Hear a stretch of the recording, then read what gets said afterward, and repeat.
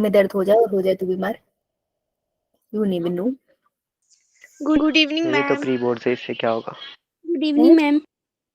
अपनी क्या good evening, pre board से थोड़ा ना फर्क पड़ेगा।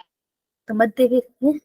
अबे प्री बोर्ड के बहाने तेरा पढ़ाई तो हो जाएगी ना, प्री बोर्ड से बस ये फर्क पड़ेगा तेरी तैयारी हो जाएगी, तो आराम से 11th पे फोकस कर सकता है। इसी साल नीट निकाल लियो, तो अगले साल ड्रॉप लेके कष्ट करना चाहता है, अभी निकाल लियो ना, फ्री हो जाएगा, है ना, सोचने की बात है ना। ये मैम हाँ तो सोच फरमाइएगा इस पे बैठे बैठे, जब आप कुछ नहीं कर रहे होंगे, ऐसे लाश की तरह पड़े होंगे, तो सोचना यार अगर अभी निपटा लूं तो बहुत बढ़िया हो जाएगा, 11th के लिए टाइम मिल रहा है मुझे, एक बार ऐसे ही निकल जाएगा तेरा नीट। अच्छा बच्चा तू, मेहनत कर ले थोड़ी सी, निकल जाएगा नीट।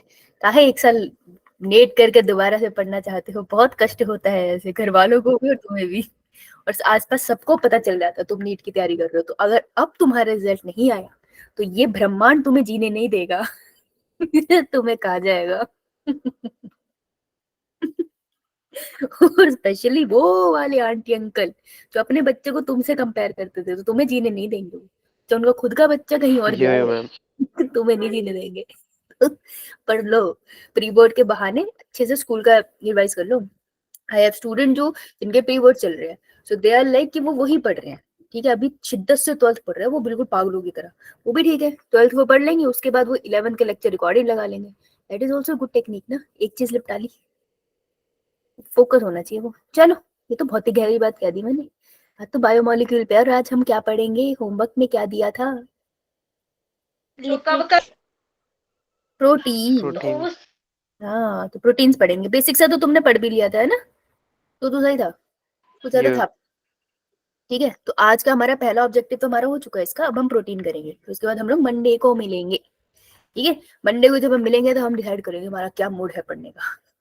ये सारे स्ट्रक्चर चीजें हैं, छोटी छोटी है, कुछ खास नहीं।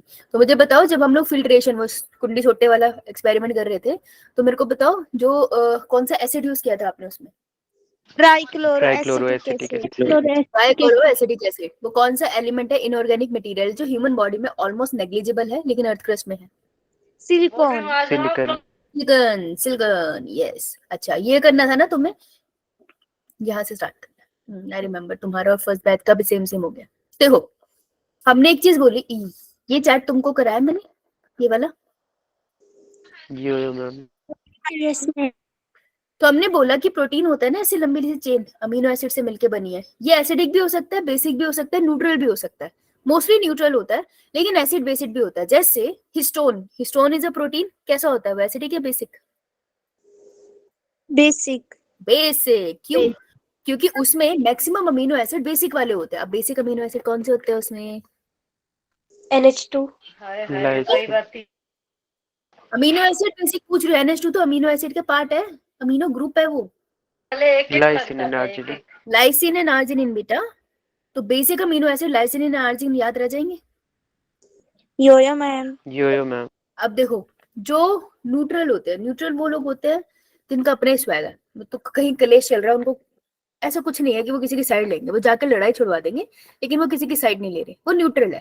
ठीक है ना, वो बुरा बोलते हैं ना वो अच्छा बोलते हैं, अपने में मस्त रहते हैं। ठीक है, तो उनका अपना स्वैग है, तो स्वैग से we can remember the word wag, याद करने का तरीका, वैग याद कर लो। तो वैग से आपको याद रहेगा, वी से वेलिन, ए से आर से, अच्छा अच्छा, बहुत सारी लाइन हो गया, कंफ्यूजन। देखो, वी से आपको रह जाएगा वेलिन, ए से एलिनिन और जी से glycine. What is glycine, it is the simplest amino acid, ये क्वेश्चन बनता है। अगर तुमको इतने भी याद होगे तो यार तुम तुक्का तो मार ही लोगे ना, एसिडिक अमीनो एसिड कौन सी है जिसके पीछे एसिड लिखा भी होता है, glutamic acid and aspartic acid, तो वैसे भी याद हो जाता है। तो कुछ अमीनो एसिड तुमको याद रह जाएंगे, बेशक सारे ना याद रहे, करेक्ट। योयो मैम। ठीक है, अब हम आगे चलते हैं। हम कह रहे हैं जो अमीनो एसिड है हमारे पास एसिडिक भी है, बेसिक भी है, न्यूट्रल भी है। तो अमीनो एसिड अगर मैं स्ट्रक्चर बनाऊं तो मैं कैसे बनाती थी, कॉपी में साथ साथ बनाना, सेंटर में alpha carbon, right hand side पे कार्बोक्सिलिक ग्रुप। इधर left amino group, NH2 is amino group बेटा। ठीक है, एक तरफ R ग्रुप होगा और एक तरफ हाइड्रोजन होगा। तो मैं कह रही हूँ इसके पास एक एसिडिक ग्रुप है, ठीक है, इसके पास एक बेसिक ग्रुप भी है, तो ये क्या है एक्चुअल में, तो हम कह रहे हैं कि जो अमीनो एसिड है ना, डिपेंड करता है वो कहाँ प्रेजेंट है। वो ना एसिड की तरह भी एक्ट कर सकता है, बेसिक की तरह भी एक्ट कर सकता है। तो अगर कोई चीज एसिड और बेस दोनों की तरह एक्ट कर सकती है, उसको अपन क्या बुलाते हैं? Amphoteric. Amphoteric. So amino acids are amphoteric in nature. ठीक है, एक क्वेश्चन तो ये बन गया। डिपेंड करता है वो कौन से मीडियम में है। ठीक है, तो वो जिस मीडियम में है वो वैसे वैसे एक्ट करते हैं। अब मीडियम वाला कॉन्सेप्ट समझ लेते हैं, फिर आपका ये वाला पार्ट खत्म, फिर हम प्रोटीन पढ़ेंगे। ओके, तो मेरे को बताओ, जब मैंने एसिड बोला तो आपके दिमाग में क्या आया? मैंने कहा एक एक मेरे पास एक कंटेनर है, उसमें लिक्विड है और वो एसिड है उसके अंदर। तो तुम्हारे दिमाग में क्या आया कि इस एसिड मीडियम में क्या होगा? H+ की कंसंट्रेशन ज्यादा होगी। H पॉजिटिव की कॉन्सेंट्रेशन ज्यादा होगी, क्योंकि हम पढ़ते हैं ना पीएच स्केल। पीएच स्केल में हम ये कहते हैं जो नीचे होता है, जो मतलब 1 2 3 4, 1 इज मोर एसिडिक। मतलब तुम जितना नीचे जाओगे H पॉजिटिव कॉन्सेंट्रेशन इंक्रीज हो जाएंगे, राइट? तो मैंने एक तरफ ले लिया एक मीडियम जिसको मैंने लिखा एसिडिक, यानी कि इस मीडियम में H पॉजिटिव कॉन्सेंट्रेशन हाई है। अब बेसिक मीडियम इज समथिंग जिसमें किसकी कॉन्सेंट्रेशन आएगी ज्यादा? OH negative. OH negative. ठीक है, हमको जानना था ना कि जो हमारे अमीनो एसिड है वो कैसे रिएक्ट करते हैं। ठीक है, तो हम ये देखना चाहते हैं, एक एसिडिक मीडियम लेके एक बेसिक मीडियम लेके, न्यूट्रल भी लेंगे, पहले इन दोनों को समझते हैं। अब इन दोनों में अमीनो एसिड डाल दो, कोई आर को आर ही लिखना, दोनों में अमीनो एसिड डाल दिया। ठीक है, अब दोनों में अमीनो एसिड डालोगे तो क्या होगा? पहले एसिडिक वाला डब्बा देखते हैं। तो मुझे खुद ही देख के बताओ, तुमको पता ही होगा यार इतना तो।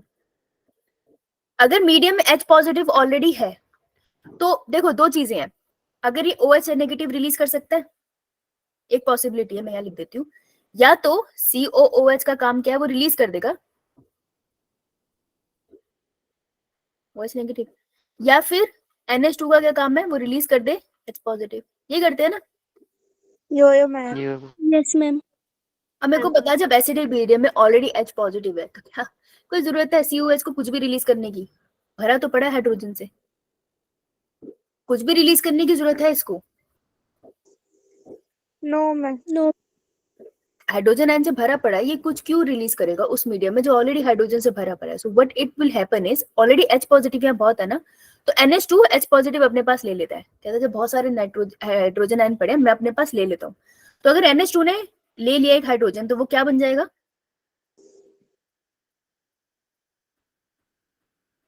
NH3. अबे कॉम्प्लिकेटेड केमिस्ट्री नहीं करा रही, वो तो मुझे भी नहीं आती अभी, वो तो आपको सर ही कराएंगे। सिर्फ कॉमन सेंस लगाना, कुछ नहीं लगाना है।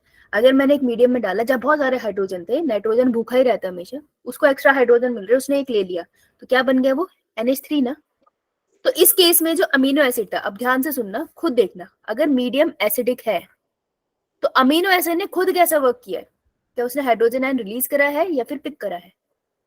मैम पिक करा है. पिक करा है। तो अगर कुछ चीज पिक कर ली तो वो क्या होता है, एसिडिक नेचर हुई या बेसिक?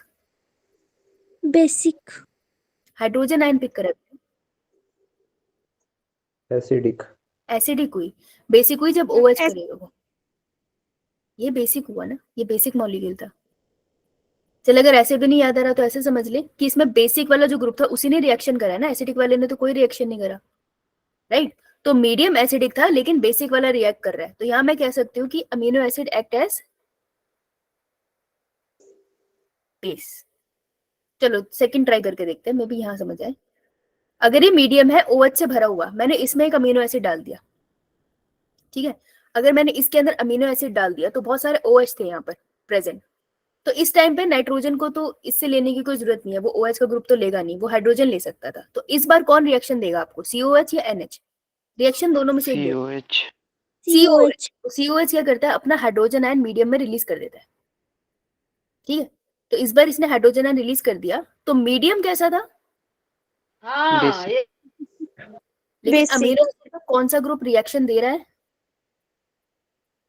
एसिड। इस एक्ट एज एसिड, राइट? तो अगर इसी बात को मैं साथ में लिख दूं तो क्या मैं ऐसे लिख सकती हूँ कि एसिडिक मीडियम में अमीनो एसिड कैसे एक्ट करते हैं?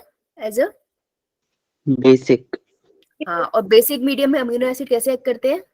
Acidic acid. इतनी सी बात थी और कुछ नहीं, इसी से क्वेश्चन पूछते हो कि एसिडिक मीडियम में अमीनो एसिड बेस की तरह काम करेंगे, बेसिक मीडियम में अमीनो एसिड एसिड की तरह काम करेंगे, दैट्स इट। तो तुमसे बनवाने कुछ नहीं वाले उनको कोई शौक नहीं है, इतना टाइम भी नहीं है, ये आएगा भी नहीं क्योंकि एनसीईआरटी में नहीं है, लेकिन ये लाइन से क्वेश्चन बनता है। तो amino acid act as a amphoteric molecule, क्यों? क्योंकि जब वो एसिडिक मीडियम में होता है वो बेस की तरह काम करता है, और जब वो बेसिक मीडियम में होता है तो एसिड की तरह काम करता है। ये 2 points clear? Yes, yo-yo Yo-yo. man. लिख दो, इससे क्वेश्चन आएगा, हमें तो क्वेश्चन ही चाहिए ना, हमें कौन सा एक्सपेरिमेंट लगाना है? देखो आज तो नहीं है तुम्हारी एक्स्ट्रा क्लास मेरे साथ, बचेगी ना तू? Yo-yo man. ठीक है, ये तो ठीक है, एसिड बेसिड में डाल दिया, बट इफ मैं न्यूट्रल में डाल दूं तो अब क्या होगा? ये भी तो एक सवाल है। मान लो मैंने अमीनो एसिड को डाल दिया न्यूट्रल मीडियम में, अरे अब बताओ, बूझो तो जाने कैसे एक्ट करेगा ये?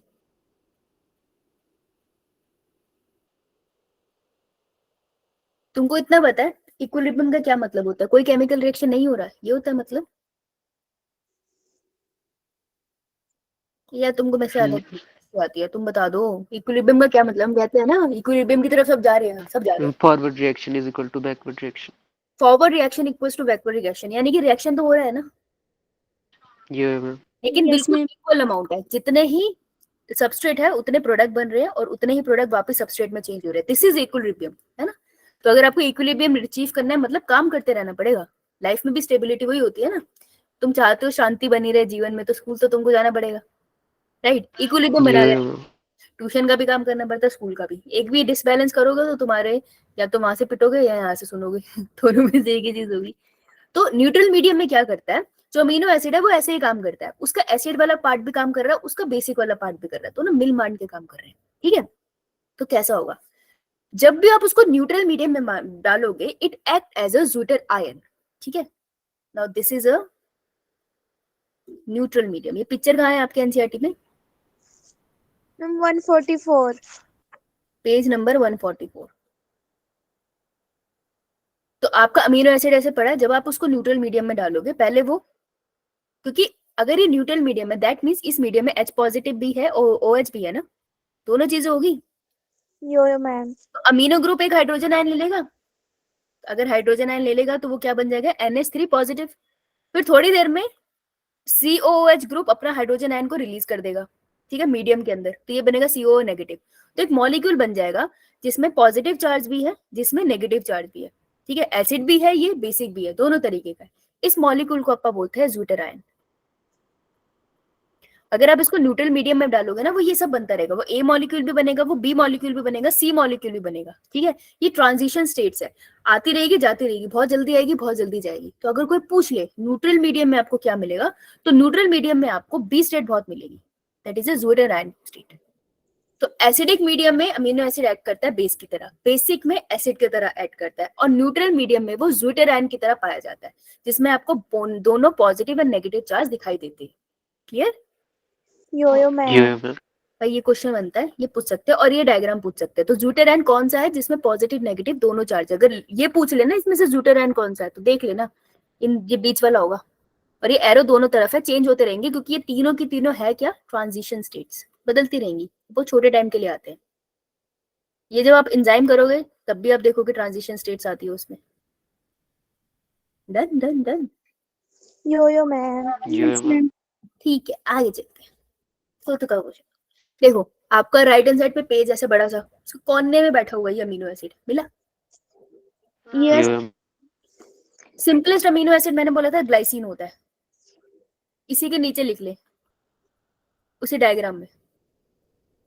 सिंपलेस्ट क्यों बोल रही हूँ यार, इन्होंने क्या किया, आर ग्रुप को हटा के सिर्फ H लगाया। अब देखो मैंने कहा था लेफ्ट राइट पे लिखा जाता है, इन्होंने स्पेस की कमी से ऐसा लिखा है, लेकिन ये रूल है अमीनो एसिड्स का और प्रोटीन का कि हमेशा लेफ्ट हैंड साइड पे अगर मैं चेन बना दूंगी ना प्रोटीन की, तो लेफ्ट हैंड साइड पे हमेशा मेरे NH2 का ग्रुप माना जाएगा और राइट हैंड साइड पे COH। और कभी भी अमीनो एसिड बनाओगे तो लेफ्ट साइड पे आपको NH2 मिलेगा और राइट साइड पे आपको COH मिलेगा, दिस इज अ रूल। पर एनसीईआरटी में स्पेस की कमी है तो उन्होंने ऐसे डिजाइन करा, तो कंफ्यूज मत होना, ठीक है? तो ये R को हटा के सिर्फ सिंपल H आया, ग्लाइसिन द सिंपलेस्ट वन, ठीक है? उसके बाद वेलिन, तो वैक से याद करके बताना ग्लाइसिन और वेलिन बेसिकली क्या है? Acid basic Amino neutral. acid. अबे acid basic neutral, Neutral. Neutral. Neutral, yes. और सीरिन हो तो शायद याद रह जाएगा। वैसे ग्लाइसिन एलिनिन तो बहुत सिंपल स्ट्रक्चर है। सीरिन में एक अल्कोहलिक ग्रुप आ गया, समझ रहे हो तुम? कैसा होगा ये फिर? एसिडिक। ठीक है, चलो चले आगे। Yes, ये ma'am. सीरिन, सीरिन मतलब अगर कोई ड्रिंक करता है अच्छे से, क्या वो सीधा चल पाता है? No Ma'am. नो तो सीधा नहीं चल पा रहा ना, सीरिन एक्स्ट्रा अल्कोहलिक ग्रुप लगा लेना, क्योंकि एनसीईआरटी में इसका डायग्राम है, ये लेबल होने के लिए आ सकता है। ठीक है, तो अगर तुम्हें ग्लाइसिन एलिनिन याद है तो सीरिन तुम कैसे बचा लोगे? अल्कोहलिक ग्रुप से, कि यार ये सीधा नहीं चल पाएगा। ठीक है, ये कुछ भी अजीब तरीके से किसी चीज को याद रखना, भगवान के लिए ऐसे मत सोच रहा है मेरे को देख के याद हो गया। प्लीज उसके ऊपर कोई जहरीली बात रख लेना ताकि तुमको पेपर में भी याद आए। Okay Yes, ma'am. ये ओके, चलिए आगे चलते हैं। प्रोटीन आ जाओ। प्रोटीन आ गया। अब क्या करना है? कुछ नहीं करना, अब अमीनो एसिड के बीच में ग्रुप बनाने हैं। ठीक है, इनके बीच में बॉन्डिंग बनानी है। बॉन्ड बना दे। ये Yes, ma'am. अमीनो एसिड एक दूसरे से मिलेंगे तभी उनके बीच में बॉन्ड बनेगा और प्रोटीन की चेन बनेगी। तो एक अमीनो एसिड दूसरे अमीनो एसिड से ज्वाइन होता है through which bond? Peptide. Peptide bond. ठीक है, तो प्रोटीन का बॉन्ड कौन सा है ये मैं यही लिखना चाहूंगी,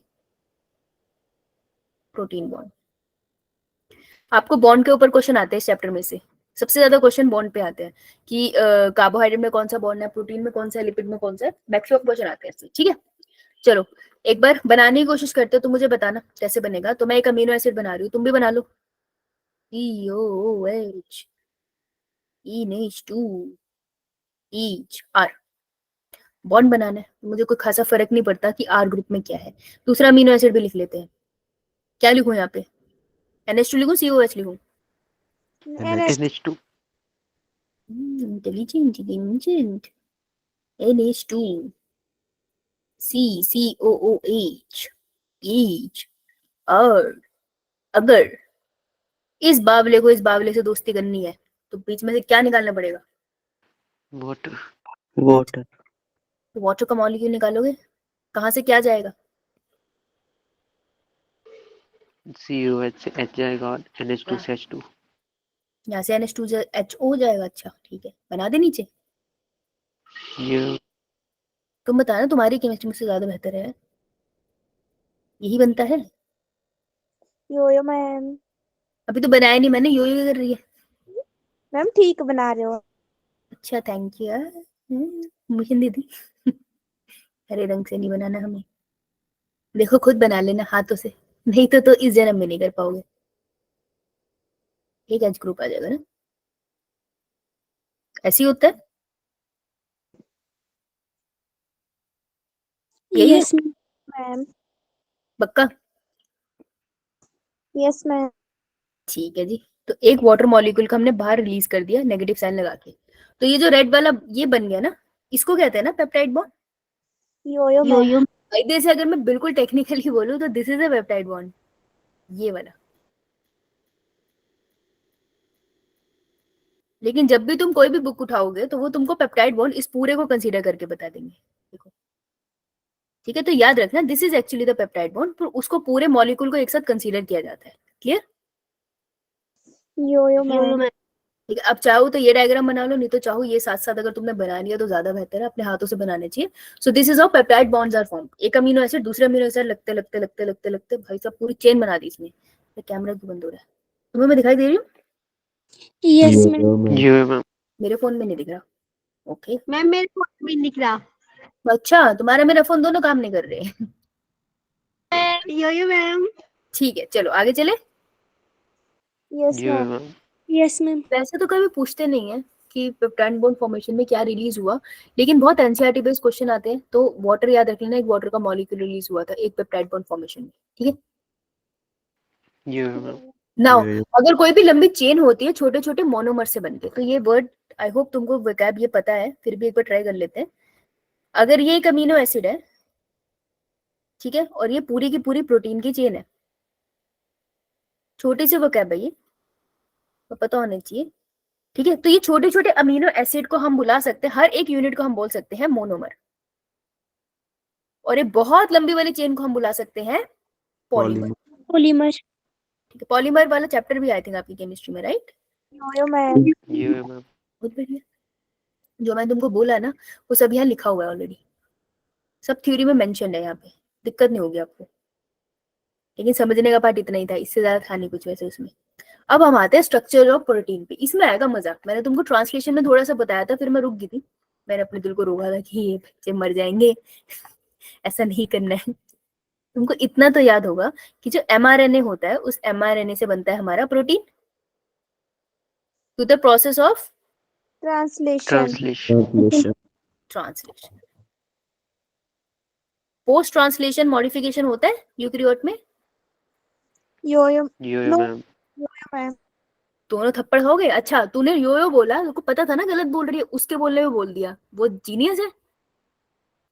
ट्रांसलेशन कब से होने लग गया भाई? पोस्ट ट्रांसक्रिप्शन होता था कल तक तो। ट्रांसक्रिप्शन ही सुनाई दिया। अच्छा अरे वाह, क्वेश्चन ही गलत, इसको क्वेश्चन अलग सुन गया। पोस्ट ट्रांसलेशन मॉडिफिकेशन पूछा था मैंने, पोस्ट ट्रांसलेशन मॉडिफिकेशन तो नहीं होता, प्रोटीन सीधा बनता है।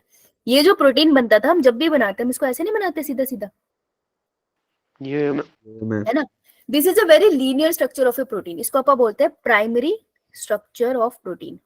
ये जो स्ट्रक्चर है कुछ नहीं कर सकता, तुम्हारी बॉडी में कोई सिग्नलिंग नहीं कर सकता, तुम्हारी बॉडी में कोई केमिकल रिएक्शन परफॉर्म नहीं कर सकता, कुछ नहीं कर सकता, ये बिल्कुल ही निठल्ला है ठीक है, छूतू है ये। इसको क्या करना पड़ेगा? Folding.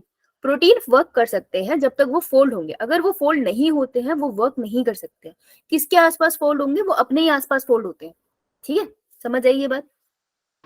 Yo ma'am. Structure of a protein की बात करें तो हर एक प्रोटीन में सबसे पहला स्ट्रक्चर कौन सा बनेगा? हमेशा primary. Primary. Primary structure of a protein.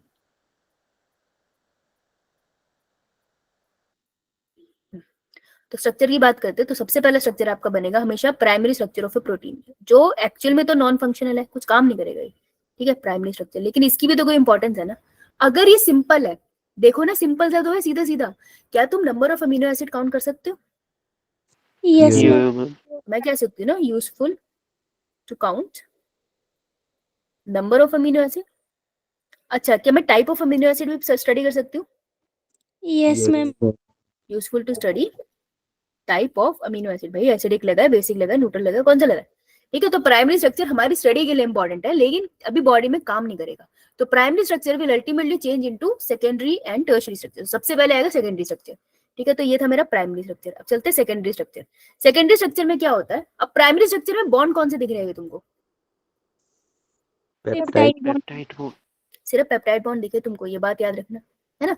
अब सेकेंडरी स्ट्रक्चर है यार, अगर ये अपने आसपास घूम रहा है तो बॉन्डिंग भी तो कर रहा होगा, पेप्टाइड बॉन्ड तो नहीं बना पाएगा, अमीनो एसिड ऑलरेडी एक दूसरे से जुड़े हुए हैं। दैट मींस और बॉन्ड सब काम में आएंगे, तो क्या होगा? अमीनो एसिड ऐसा कुछ बनाने लग जाएगा। देखो मैंने गोलों को सीधी लाइन बना दी, ठीक है? तो सेकेंडरी स्ट्रक्चर या तो ऐसा बन जाएगा स्प्रिंग जैसा, या फिर ऐसा बन जाएगा प्लेट जैसा।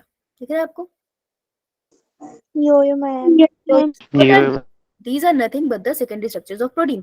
ऊपर लिखूंगी, रुको, वेट करो वेट करो वेट करो। B secondary structure of protein, या लिख लो इसे, ठीक है? ये इजी वाला है, फिर आगे इंग्लिश तो बहुत सारी मिल जाएगी तुम्हें। बेटा पेप्टाइड बॉन्ड होगा इसमें? योयो होगा यो भाई। मैम। पेप्टाइड बॉन्ड मत खा जाना, पेप्टाइड बॉन्ड तो रहेगा, ये कहाँ जाएगा? अमीनो एसिड जुड़े हैं, लेकिन ये एक दूसरे से जुड़ा है ना, तो जब ये हेलिकल स्ट्रक्चर बनाता है तो इसके बीच में और बॉन्ड्स भी आते हैं। So this one is known as alpha helix, ठीक है जी, and this one is known as beta plate. ये समझ आया? अब यस जब मैम। हेलिक्स होता है, डीएनए का हेलिक्स Yeah. है, तो मैं दिख रही हूँ तुम लोगों को?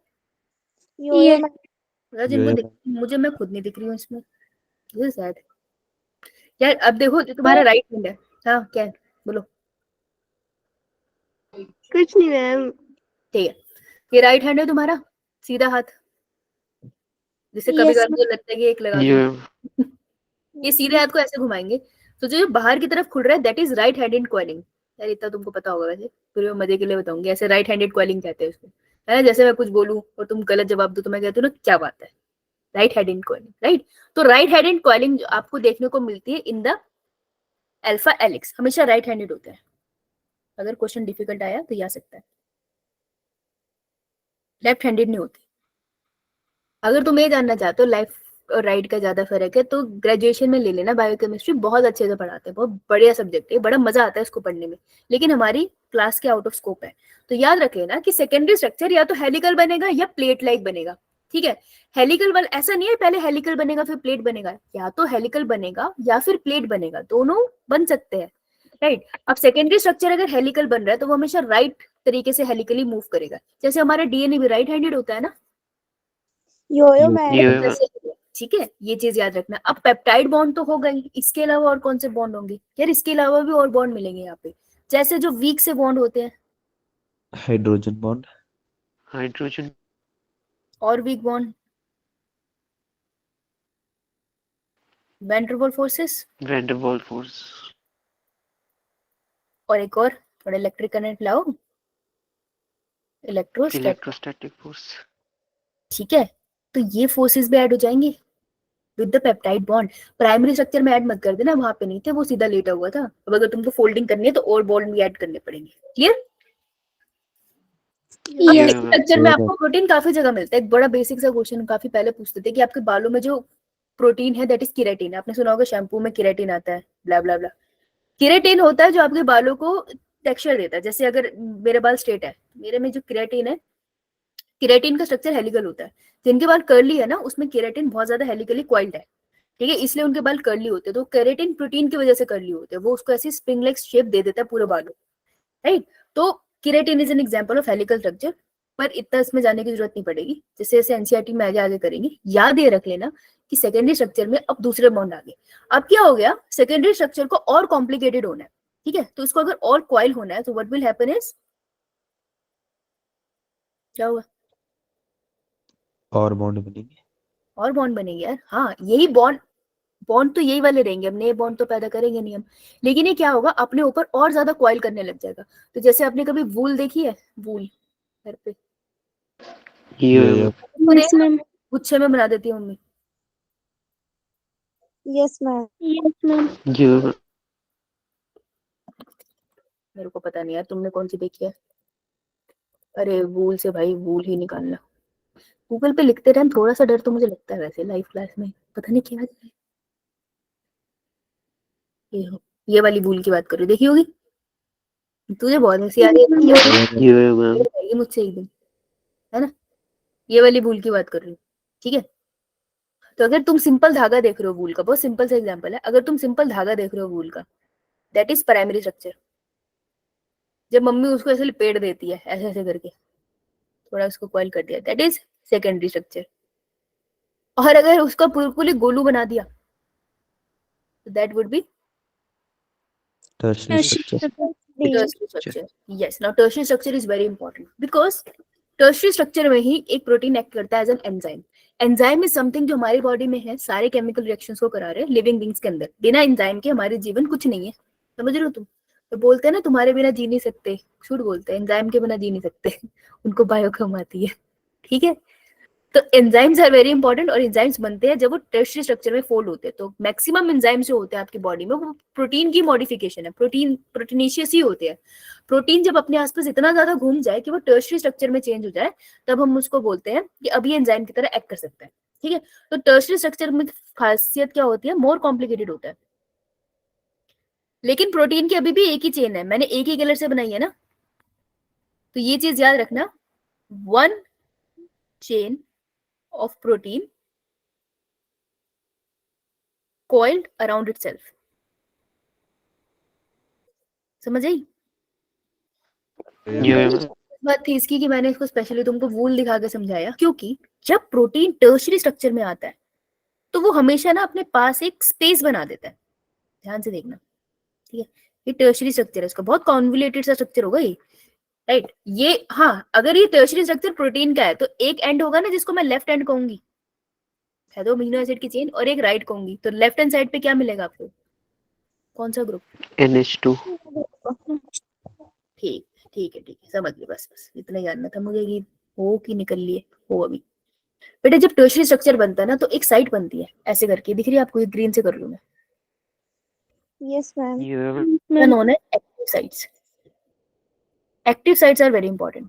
एक्टिव साइट्स वो साइट है जहां पर एक सबस्ट्रेट आके लगेगा और ये एंजाइम उसको प्रोडक्ट में चेंज करेगा, तो एक्टिव साइट्स बनती है इन द टर्शियरी स्ट्रक्चर। ये क्वेश्चन बन सकता है, समझे? Yes, ma'am. The active sites Yeah. Forms in tertiary structure of protein. Clear? लेकिन Yeah. कभी तुमने देखा होगा मम्मी ऐसा भी कर देती है कि वूल एक दो को साथ में कॉइल कर देती है। ये गोला दो तीन वूल का एक साथ भी बना देती है, कभी किसी ने ध्यान दिया हो? Yes, ma'am. तो तुम क्या करो, एक प्रोटीन की चेन है, कॉइल थी, ठीक है, उसके आसपास एक और प्रोटीन की चेन लगा दो, ठीक है। तो अब तुमने क्या करा, अभी इससे पहले सब कुछ सेम था, तो होमोपॉलीमर चल रहे थे ना इससे पहले, दिस इज होमो ना, Yes, ma'am. Yes, ma'am. Yeah. ये भी होमो था, सेम, ये भी सेम था। अभी तुमने क्या कर दिया, तुमने मिक्स कर दिया, दैट इज हेटेरोपॉलीमर ना। तो जब हेटेरोपॉलीमर वाली स्टेज आ गई तो ये बहुत ही कॉन्वोल्यूटेड स्ट्रक्चर है, इसको हम बोलते हैं क्वाटरनरी प्रोटीन, ठीक है, क्वाटरनरी स्ट्रक्चर ऑफ प्रोटीन। और इसी को 4 डिग्री भी कह सकते हो। वैसे क्वाटरनरी स्ट्रक्चर ऑफ प्रोटीन ही जब आप दूसरी दूसरी चेन में जाते हो। इसका बहुत प्यारा एग्जांपल है Hemoglobin. हीमोग्लोबिन। हीमोग्लोबिन में कौन सी चेन होती है? Alpha or दो Alpha and beta. दो अल्फा, हाँ, दो अल्फा चेन और दो बीटा चेन, है ना, अल्फा बीटा की चेन होती है। क्लियर? क्लियर आप सभी को? yo-yo, ma'am. Yeah. सो ये 4 स्ट्रक्चर है प्रोटीन के। अब यही बात आपको बार बार बहुत सारी भाषा में समझाएंगे, ठीक है। आइए, स्ट्रक्चर ऑफ ए प्रोटीन की बात कर रहे हैं। प्राइमरी स्ट्रक्चर है अपने पास, सेकेंडरी स्ट्रक्चर है अपने पास, ये है अल्फा हेलिक्स, ये है बीटा शीट। अल्फा हेलिक्स कौन सी साइड कॉइल्ड होता है, लेफ्ट या राइट? Right. Right side. हाँ, इतना सब पढ़ लेंगे, जो एक्स्ट्रा एक्स्ट्रा होता है उसी से क्वेश्चन आता है, तुमको वही समझना है, ठीक है। टर्शियरी स्ट्रक्चर देखो, सेकेंडरी स्ट्रक्चर ही है हेलिक्स भी और बीटा शीट भी, अलग अलग चीजें नहीं है ये, ठीक है। टर्शियरी स्ट्रक्चर में आपको एक्टिव साइट दिखाई देगी, और उसके बाद क्वाटरनरी स्ट्रक्चर, ये अल्फा आपको दो दो शीट दिखाई दे रही है, अलग अलग कलर से करिए ना इन्होंने, तो ये दो आपको दो अलग प्रोटीन दिखाई दे रहे हैं, राइट। तो ये 4 स्ट्रक्चर होते हैं अपने प्रोटीन के, जिनमें आपको पेप्टाइड बॉन्ड हर किसी में मिलता है। Clear? Yes, ma'am. Yeah, ma'am. Polysaccharide कहाँ से आ गया बीच में? अब एक लाइन है, all enzymes are almost protein. Almost जितने एंजाइम धरती पर है वो प्रोटीन है, एक्सेप्ट राइबोजाइम और राइबोन्यूक्लियेसिस। सुना है आपने इनके बारे में? Yo-yo, ma'am. Yeah, ma'am. तो होमवर्क लिख लेना, लोकेशन, इस पे क्वेश्चन आता है भाई, एंड फंक्शन, इसकी लोकेशन क्या है और इनका फंक्शन क्या है। क्लियर? Yeah, ma'am. स्क्रीनशॉट लो, स्क्रीनशॉट लो।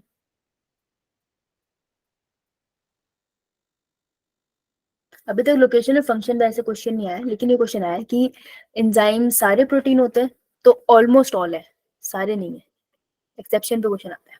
चलो, अगर मैं बोल दूं जो प्राइमरी स्ट्रक्चर है वहां पे आपको मिलेगा पेप्टाइड बॉन्ड, सेकेंडरी में भी मिलेगा, टर्शियरी में भी मिलेगा, एंड क्वाटरनरी में भी मिलेगा, है ना।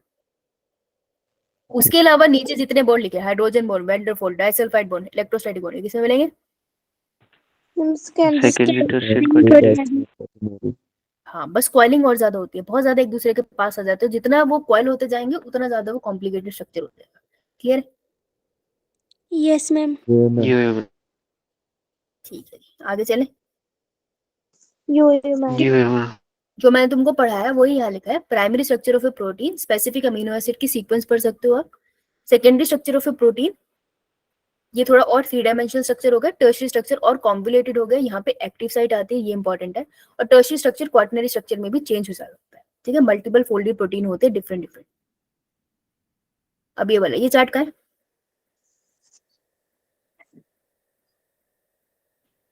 Page number 147. 147। तो वो कौन सा इनऑर्गेनिक आयन है जो ह्यूमन बॉडी में सबसे कम मिलता है, ऑलमोस्ट नेग्लिजिबल है, लेकिन अर्थ क्रस्ट में मिलता है? Inorganic ion Silicon. सिलिकॉन। और वो कौन सा है जो अर्थ क्रस्ट में बहुत कम है लेकिन हमारी बॉडी में मिलता है? अर्थ क्रस्ट में वेरी लेस। नाइट्रोजन। गुड। हमारी बॉडी में वो कौन से 4 एलिमेंट्स थे जो सबसे ज्यादा होता है as compare to earth crust? Carbon, hydrogen, oxygen, nitrogen. Oxygen, nitrogen. अब तुम ऐसे आंसर दोगे तो मेरे को प्यार आ जाएगा तुम पे।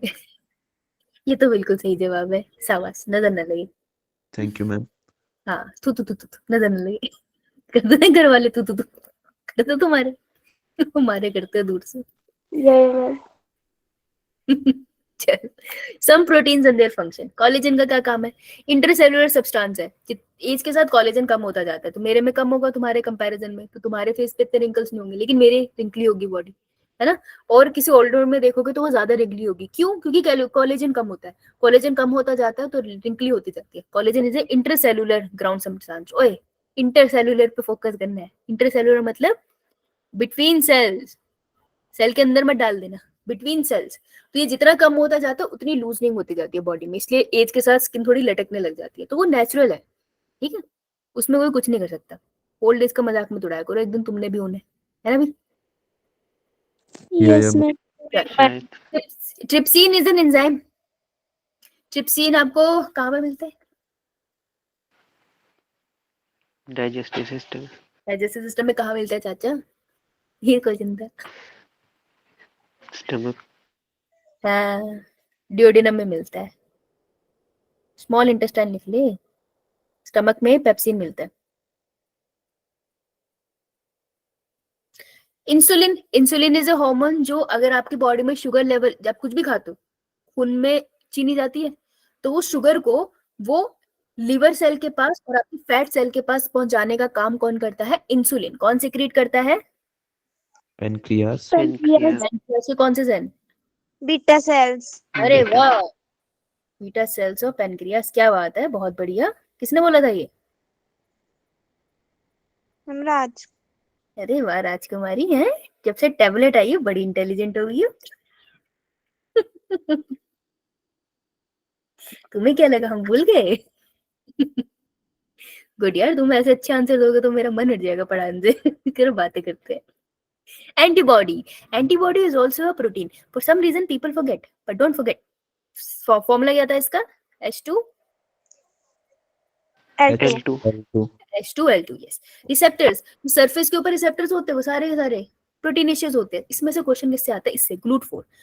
GLUT4 इज एन रिसेप्टर जो आपके ग्लूकोज को सेल्स के अंदर पहुंचाता है। देखो, नॉर्मल ग्लूकोज रिसेप्टर्स होते हैं बॉडी में, नॉर्मली ग्लूकोज मेरे सेल्स के पास चला जाएगा, लेकिन जो एक्सेस ग्लूकोज होता है ना, जिस तरीके से मैं मिठाइयां खाती हूँ तो मेरी बॉडी में तो बहुत एक्सेस ग्लूकोज होगा, वो मेरे लीवर तक पहुंचाने का काम और मेरे फैट मॉलिक्यूल तक पहुंचाने का काम करते हैं रिसेप्टर्स, ठीक है। तो मैंने पहले भी एक बार इंसुलिन का कॉन्सेप्ट समझाया, हार्मोन में फिर से समझाऊंगी, बस अभी के लिए जान लो कि GLUT4 वो स्पेशल रिसेप्टर है जिसकी वजह से कौन से सेल्स में आपको ये मिलेगा? ये आपको मिलेगा एडिपोज टिश्यू में, फैट वाले में, और ये आपको मिलेंगे लीवर सेल्स में, हिपेटोसाइट्स, जिसकी वजह से जो ग्लूकोज है ना बॉडी से, वो ब्लड से इसके अंदर एंटर कर पाता है सेल्स के अंदर, ठीक है। तो this is a very important receptor, इससे क्वेश्चन बनता है। डन? Yes. मैंने तुमको एक्स्ट्रा इसलिए बताई चीजें ताकि तुमको ये चीजें याद हो, है ना। आइए, that's all, that was all about the protein. तो खत्म भी हो गया वो तो, हद हो गई, ठीक है। डन? Yes. मैम। Yes. चल आगे हम लोग चलते हैं। रिपीट नहीं करेंगे आज, हम करेंगे रिपीट, इसके साथ छोटा है, ये नहीं करेंगे, थोड़ा सा लंबे वाला करते हैं। इतनी खुशी नहीं देना चाहती मैं तुमको। लुक ले कैसे, इतनी साइड से तुम लोगों ने पढ़ रखा है, मैं नहीं पढ़ाऊंगी इसको बहुत डिटेल में, ठीक है। ये मैंने तुमको पढ़ाया था मॉलिक्यूलर बेसिस ऑफ इनहेरिटेंस में, पढ़ाया था कि नहीं? Yo, ma'am. Two type of nucleic acids भी है, one is DNA. DNA and RNA. RNA,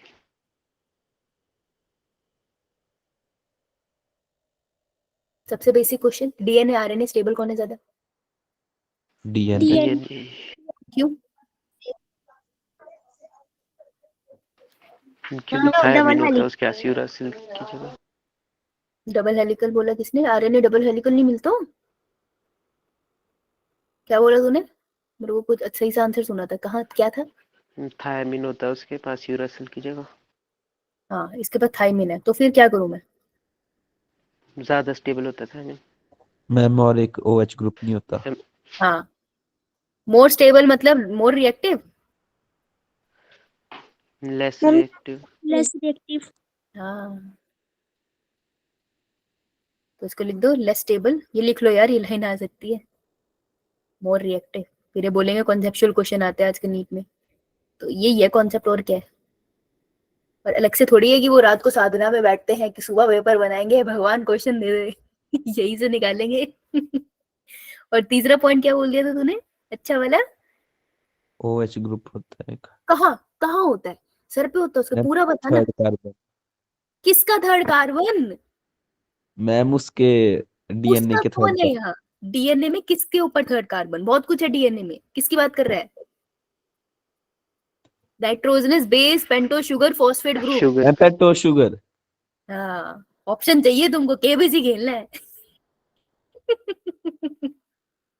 पेंटो sugar. भाई पेंटो शुगर पे 5 कार्बन की शुगर होती है, 4 कार्बन है, 5वां यहाँ लगाना है, दिमाग नहीं लगाना ज्यादा। कौन से कार्बन पे? सेकंड।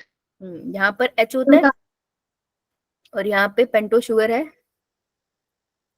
इसके पे OH होता है। दिक्कत क्या है? OH रिएक्टिव होता है। More reactive. अल्कोहल है थोड़ी सी नशा हो जाता है ठीक है, बॉडी में अल्कोहल ठीक नहीं है। मोर रिएक्टिव है, चीजों से जाके गले लग जाते हैं, राजा गले लग जाए, केमिकल रिएक्शन करेंगे तो जेनेटिक मटेरियल खराब हो गया। This is less reactive. Less reactive तो मोर स्टेबल। ये बेसिक डिफरेंस है इसके बीच में, ठीक है, तो ये पता होना चाहिए। एक तो क्वेश्चन यही बन गया इसके ऊपर, ठीक है। अब हम बात करते हैं न्यूक्लियोसाइड की, न्यूक्लियोटाइड की। बहुत मारूंगी मैं तुम लोगों को, तुम मेरे को इसका आंसर सही नहीं दिया तो। जो डीएनए होता है, ये रहा हमारा डीएनए, पूरू पूरू पूरू पूरू रू रू रू। एक को ये तो गलत दिया, बताओ। एक होता है 3 प्राइम एंड, एक होता है 5 प्राइम एंड। उसका ऑपोजिट लिख दो, 5 प्राइम 3 प्राइम, ठीक है। जो डीएनए होता है उसको तोड़ दो, पूरा अच्छे से तोड़ दो। तोड़ते जाओगे, सबसे बेसिक यूनिट क्या निकल के निकलेगी? सबसे छोटी यूनिट जो इस पूरे डीएनए को बना रही होगी, बार बार रिपीट होगी। जैसे प्रोटीन में अमीनो एसिड बनाते हैं, वैसे डीएनए को बनाने की सबसे basic unit of DNA nucleotides. Nucleotide. मैं उन सारे बच्चों को मुक्का मारना चाहूंगी जिन्होंने न्यूक्लियोसाइड सोचा, न्यूक्लियोसाइड नहीं। बेसिक यूनिट ऑफ डीएनए बेटा, या आरएनए, न्यूक्लिक एसिड बोल लो, ठीक है। 3 चीजें एक साथ होती है, वो मिल मिल के पूरा का पूरा डीएनए बनाती है। न्यूक्लियोटाइड और न्यूक्लियोसाइड में फर्क होता है। अब ये सबसे बेसिक क्वेश्चन आता है, what is a nucleotide, what is a nucleotide, ठीक है। तो अब मैं पीछे जा रही हूँ, मैं तुमको इसी प्रेजेंटेशन से दिखाऊंगी, मैं तुम्हें कूटूंगी जो तुमको समझ ना आया तो हम कह रहे हैं कि डीएनए किससे मिलके बना है? डीएनए किससे मिलके बना होगा? न्यूक्लियोटाइड से मिलके बना है ना, तो ये न्यूक्लियोटाइड है। अगर ये न्यूक्लियोटाइड है दैट मीन टी हमने याद करा था 4 3। किन 3 चीजों से मिलके बना होता है एक nucleotide? Phosphate group, nitrogenous base and pentose sugar. Sugar. Phosphate group, nitrogenous base and pentose sugar. तो इन 3 चीजों से मिलकर बना होता है, राइट? इतना हमें पता है। तो इन चीजों को अलग अलग पढ़ लेते हैं। सबसे पहले हम नाइट्रोजनस बेस पढ़ लेते हैं। नाइट्रोजनस बेस का सिंपली मतलब है ऐसी चीज जिसमें नाइट्रोजन हो। अबे ये तो सुन के भी पता चल गया था ना, नाइट्रोजन होगी इसमें मतलब ये तो हद है, ये नहीं पता चला तो नाइट्रोजन होगी इसमें। अब नाइट्रोजनस बेसिस को 2 कैटेगरी में डिवाइड कर देते हैं, एक होते हैं प्यूरिन्स और एक होते हैं पिरामिडीन्स। पिरामिड। किसमें जिसका नाम बड़े दर्शन छोटे, तो मेरे को बताओ किसमें डबल रिंग होगा और किसमें सिंगल रिंग?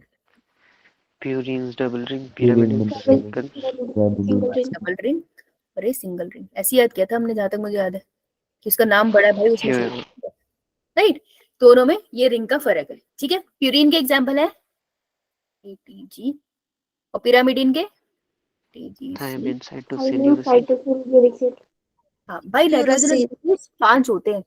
डीएनए में तुमको मिलेगा थायमिन और आरएनए मिलेगा यूरेसिल, लेकिन यूरेसिल को बाहर मत निकाल देना। नाइट्रोजनस बेसिस 5 होते हैं, बहुत बेसिक सी मिस्टेक है जो हो सकती है। क्लियर है सब? यही बात उन्होंने यहाँ लिखी है, कुछ खास तो लिखी नहीं है, तुमको ना समझ है। नाइट्रोजन बेस तो हो गया, फॉस्फेट ग्रुप इन्होंने अलग से बताया नहीं होगा जहाँ तक मैंने जानती। ये देखो प्यूरिन एंड पिरामिडिन दे रखे, देख के भी पता चल रहा है कि सिंपल स्ट्रक्चर है, कुछ ज्यादा कॉम्प्लिकेटेड नहीं है।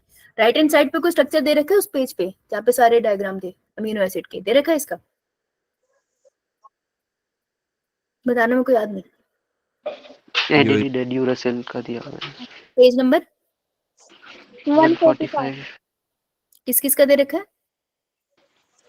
Adenine and uracil.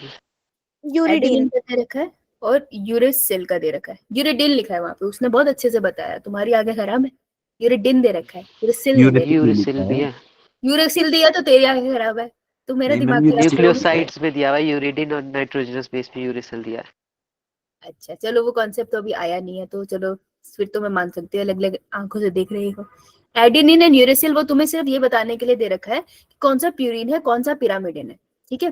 तो एडेनिन के साथ ही थायमिन लगता है या फिर यूरेसिल लगता है, तो तुमको इतना याद रह जाएगा कि डबल रिंग है तो प्यूरिन या पिरामिडिन है, तो तुमको इतना तो याद रहेगा ना डबल रिंग देख के कि एडेनिन ही हो सकता है, और तो कुछ दिया ही नहीं था, तो तुक्का भी मार सकते हो। एक्स्ट्रा स्ट्रक्चर नहीं देगा वो तुमको, कह रहा है एनसीईआरटी याद कर लो, तुम्हारे लिए वही बहुत है, ठीक है। तो ये तो हो गया नाइट्रोजनस बेसिस। यार ये फोटो, अच्छा फोटो मैं लाई थी, मुझे पता था तुम लोग गलत बताओ मुझे, ठीक है। तो न्यूक्लियोटाइड में नाइट्रोजनस बेस तो हमने कर लिए, अब हम करते हैं पेंटोज शुगर। पेंटोज का मतलब 5 कार्बन, 5 कार्बन की शुगर होगी, एक ऑक्सीजन लगा दो।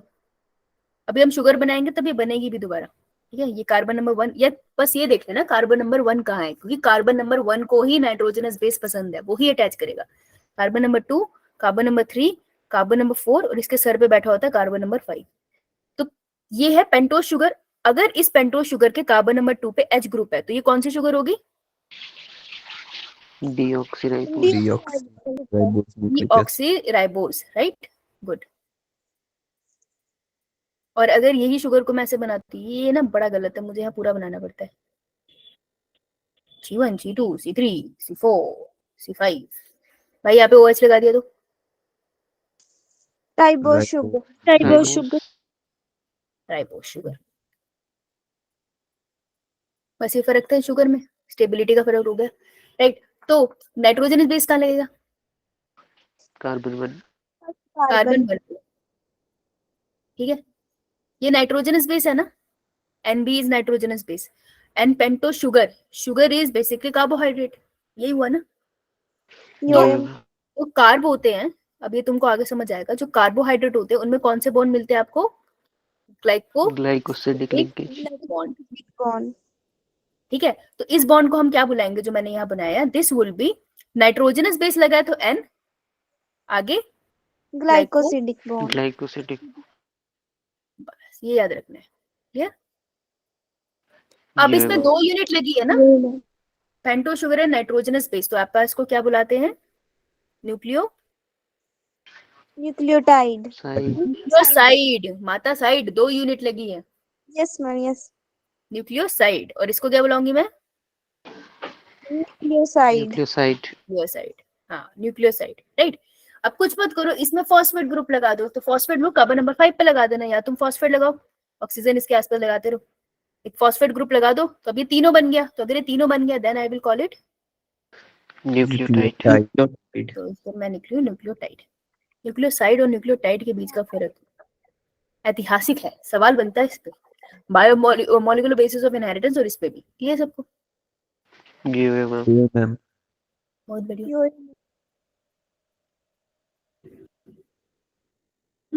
ये लिखा है इन्होंने बहुत अच्छे से, न्यूक्लियोसाइड एंड न्यूक्लियोटाइड। न्यूक्लियोसाइड पहले आएगा, फिर न्यूक्लियोटाइड बनेगा उससे। केमिकल कॉम्पोजिशन, जिसमें आपको टाइड में क्या है, 3 चीजें हैं, तीनों चीज मिलेगी, फॉस्फेट ग्रुप भी मिलेगा, शुगर भी मिलेगी, नाइट्रोजनस बेस भी मिलेगा। साइड में फॉस्फेट हटा देना गलती से यार, नाइट्रोजनस बेस मत हटा देना, हद हो जाएगी, right. So this is a nucleoside and this is a nucleotide. अगर नाम में फर्क देखोगे तो देखो, यहाँ पर यूरेसिल लगा है ना, तो इस मॉलिक्यूल का दिस इज अ न्यूक्लियोसाइड या टाइड? न्यूक्लियोसाइड। यहाँ एडेनिन लगा है, तो इस मॉलिक्यूल को, न्यूक्लियोसाइड को मैं बुलाऊंगी क्या? दिस इज एडिनोसिन, सिन पाप है ये, ठीक है। यूरिडिन पाप है ये, बिना फॉस्फेट के है ना ये, पाप है ये। 3 दोस्त थे बेस्ट फ्रेंड, दोनों साथ में घूमने चले गए, ये तो गलत है ना। तुम सोचो तुम 3 दोस्त हो, तुम्हारे 2 दोस्त पिक्चर देखने चले जाए, मौत आ जाएगी ना तुम्हें। यस यहीं से वो स्टेटस डाल दे कि हम तो पिज्जा खा रहे थे, ओ हो, तुम्हारे से तो दाल चावल नहीं खाए जाएंगे, है ना। पाप किया उन्होंने, पाप तुम्हारी नजरों में, बेशक हमें कोई फर्क नहीं पड़ रहा, लेकिन तुम्हारी नजरों में तो पाप है ना, तो सिन है। तो न्यूक्लियोसाइड जब दोनों साथ में होंगे तो सिन है, एडिनोसिन, गुआनोसिन, यूरिडिन, वो लिख के तुमसे पूछ लेंगे। तो याद रखना पाप है 2 लोग जब साथ में होंगे, जब तीनों साथ में होंगे तो जहर हो तुम, जहर ही हो तो एडेनिलिक एसिड।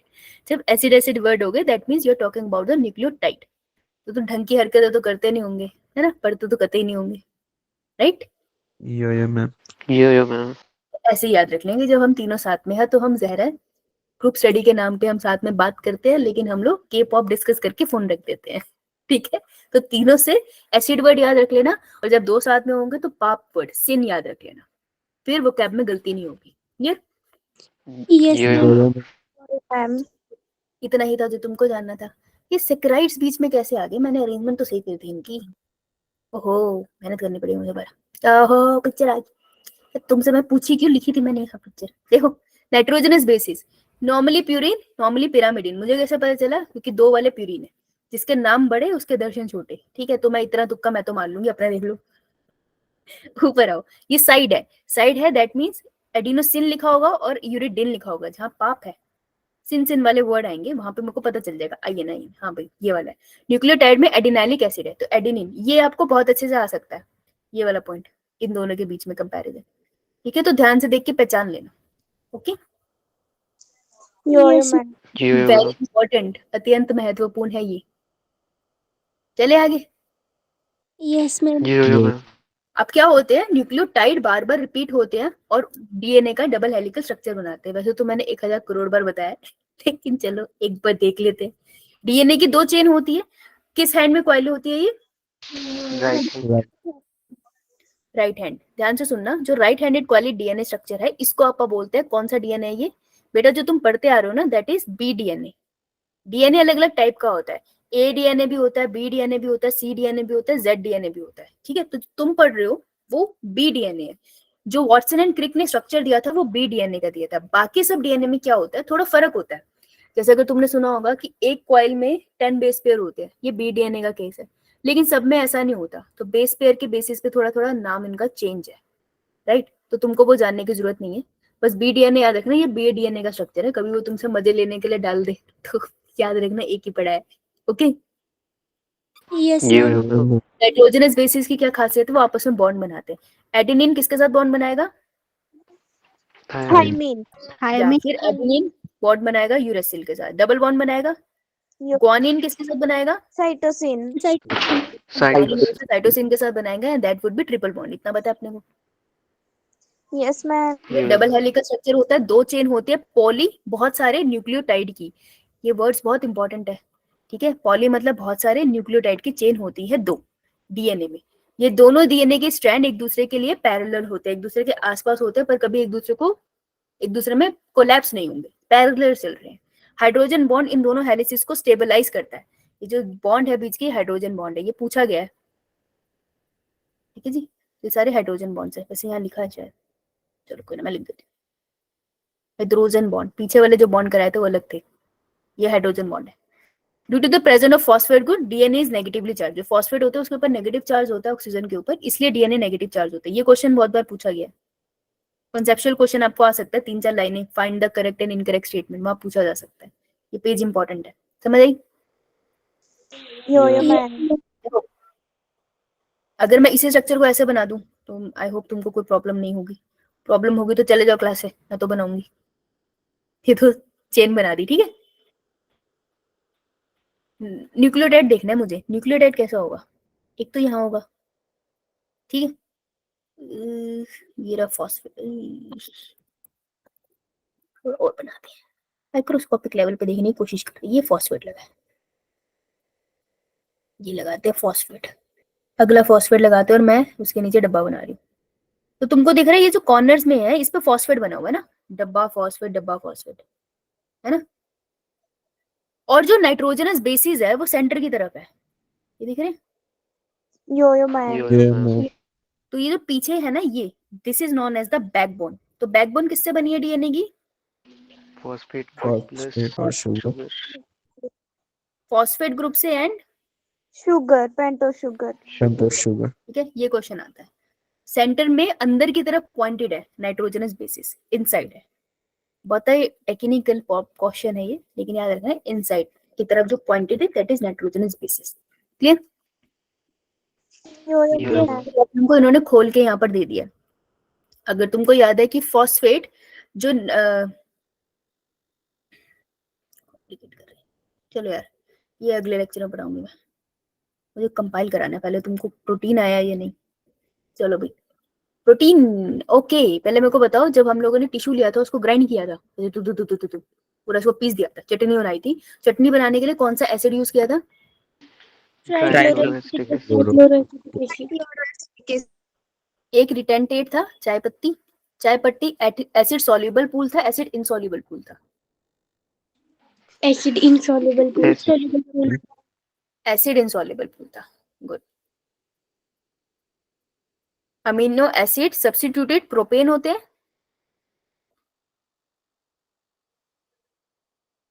सब्स्टिट्यूटेड क्या होते हैं? Methane, ethane, propane. मीथेन का फॉर्मूला क्या है? CH4। CH4।